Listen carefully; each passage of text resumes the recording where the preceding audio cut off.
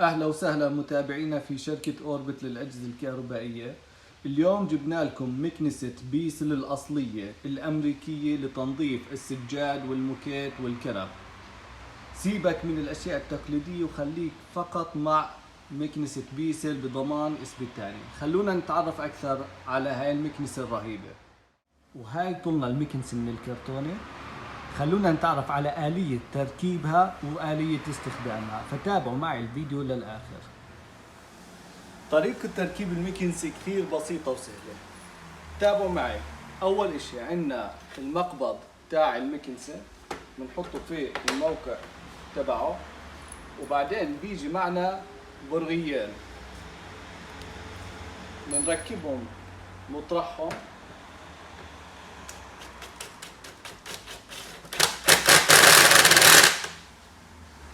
بنركب البرغي الثاني،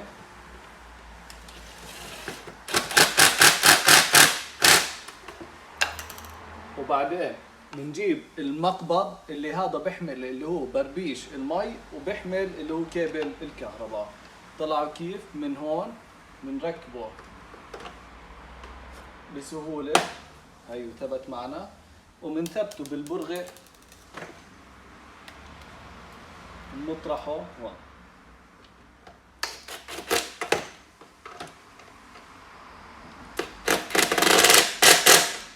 خلصنا هيك، ثبتنا اللي هي الراسية وثبتنا اللي بتحمل الأسلاك. شايفين بيجي هيك شكلها، وعندنا هون اللي هي بتحمل مرش المي، شايفين كيف تنضاف.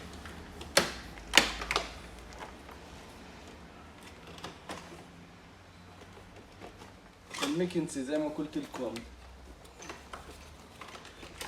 مرتبة وفخمة، وهسه هيك ركبناها. خلونا نتعرف أكثر على آلية استخدامها وتشغيلها. وهاي المكنسة صارت هيك جاهزة معنا. خلونا نتعرف على القطع الأساسية للمكنسة. أول إشي عندنا الكبسة اللي موجودة هون. هاي الكبسة اللي بتضخ مي من هاي الفتحة اللي هون، شايفينها؟ يعني إذا إحنا بدنا نضخ مي، كل اللي علينا بس إنه نكبس على هاي الكبسة وبتصير المكنسة من تحت تضخ مي. هاي أول شغلة. ثاني شغلة، إذا بدنا إياها بس تسحب مي، ما بنكبس ولا على أي إشي، مجرد ما شغلناها من هون المكنسة هي اوريدي راح تصير تسحب مي تلقائي. الشغلة الثالثة انه في عندنا هاي الكبسة اللي هون المرش. هذا المرش اللي هو التنظيف العميق. يعني اذا واجهنا بقعة صعبة،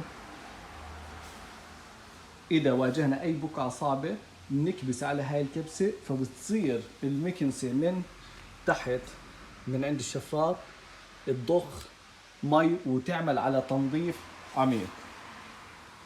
فهدول ثلاث شغلات اول اشي الاساسيه اللي موجوده في المكنسة. الشغله الثانيه في بيجي معها مجموعه قطع. القطعه الاولى للكنب، هن قطعتين للكنب، واحده للتنظيف الخفيف وواحد للتنظيف العميق. هاي فيها شايفين هي بتلف تلقائي الشفره، وهنا اللي هي العاديه اللي بنستخدمها في الكنب للبقع العادية. وعندنا كمان واحدة تانية اللي هي هاي للمناطق الضيقة أو المناطق اللي صعب إنه إحنا نوصلها. وعندنا آخر إشي اللي هو المقبض اللي بنستخدمه هذا للكنبيات والستاير والأشياء هاي. وعندنا هنا كابل الكهرباء. هاي هي مكونات المكنسة كلياتها.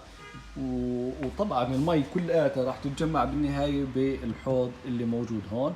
الحوض سهل انه ينكام، هاي شايفينه. طبعا هذا الحوض موجود فيه حوضين داخليات. يعني خلونا افرجيكم كيف بيجي شكله. بيجي عندنا اللي هو الكيس اللي موجود اللي هون، وبيجي كمان الوسخ اللي بيجي الوسخ اللي بتجمع هون. الحوض اللي بيجي مع المكنسة هو عبارة عن حوضين داخليات. خلونا نشوف أكثر. عندنا حوض اللي بنحط فيه مي، وعندنا حوض اللي بتجمع فيه مي. اللي بنحط فيه مي مع مسحوق التنظيف اللي هو هذا البلاستيك، والمي الوسخة بتتجمع في الحوض اللي تحتيه اللي هون شايفين. فهو عبارة عن حوضين داخليات، واحد للمي وواحد للمي الوسخة. بالنسبة لطريقة تشغيل المكنسة، أول إشي بنعبي هذا الكيس بنعبيه مي وبنحط فيه مسحوق التنظيف اللي بيجي مع المكنسة. فهاي أول خطوة بنعملها. بعد ما بنعبيه بنغطي الراس هاي وبنسكر من الجهتين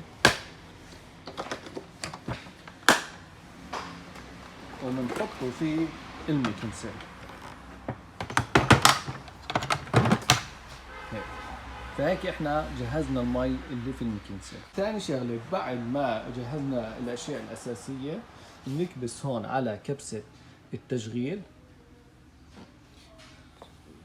وبعد ما بنشغلها بنضغط هون على اللي هو هاي الكبسة، وبتصير انت نقدر نميل المقبض الموجود هون براحتنا. شايفين كيف؟ مجرد احنا ما شغلناها راح تصير تسحب مي، وبس بدنا نضخ مي زي ما قلت لكم عن طريق الكبسة هاي، ولا التنظيف العميق عن طريق الكبسة هاي. بضل عندنا العمود اللي هو هذا البربيش. البربيش جدا بسيط زي ما هي المكنسة موجودة هيك. بنركب القطعة اللي بدنا اياها نستخدمها، سواء التنظيف العميق او التنظيف العادي، وبنكبس على كبسة التشغيل، وزي ما قلت لكم عن طريق البربيش بيشتغل مباشر سواء لضخ المي او لشفط المي. تنسوا تتابعوا صفحتنا على الفيسبوك محلات اوربت للاجهزه الكهربائيه، واي حدا عنده اي استفسار بامكانكم انكم تكتبوا لنا بالتعليقات، وان شاء الله راح نرد عليها عن قريب. زي ما عودناكم كل شيء جديد بس بتلاقوه عند اوربت، ونلقاكم في الفيديو القادم.